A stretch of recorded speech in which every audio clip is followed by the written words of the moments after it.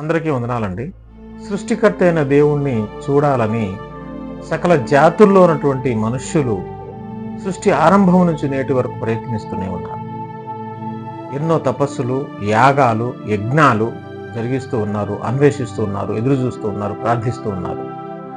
అందుకే మనుష్యులకు దేవుడు ప్రత్యక్షం అవ్వాలి, కనబడాలి. మరి మనుష్యుల మధ్యలోనికి దేవుడు రావాలని అనుకున్నాడు కాబట్టే అందుకు యేసుప్రభు వారు ఈ లోకానికి వచ్చాడు. ఇక యేసుప్రభు వారిని చూస్తే దేవుడిని చూసినట్టే.